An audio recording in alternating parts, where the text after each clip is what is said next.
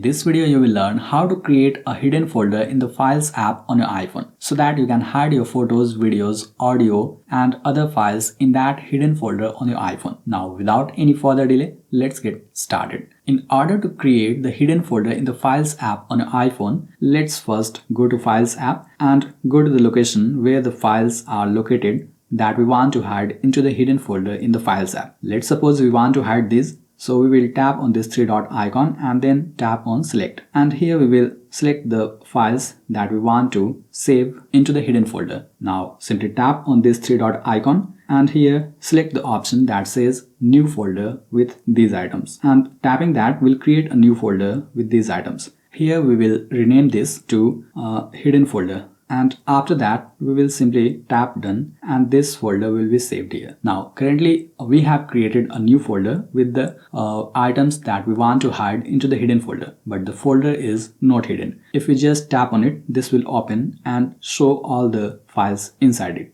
But if we want to hide it, we will have to go through a process which I'm going to show you right now. Well, there isn't any direct way that Apple provides for hiding any folder on iPhone, but we can play some trick here and hide any folder on iPhone. For that, let's first long press on it, and after that we will get these options. And from these options, we have to select compress, and that will simply compress this folder into a zip file, and that will also get a .zip extension here. You can see that. Now what we have to do is we have to long press on it and tap on rename option and rename this. In order to rename, we will simply remove .zip from here, and once you have removed the .zip extension, further you can rename it to anything that you prefer and then simply tap done, and that will save this. But before that, it will ask for confirmation whether you want to remove .zip extension. So tap remove and that will be removed from here, and you can see the new file is created here. Now you can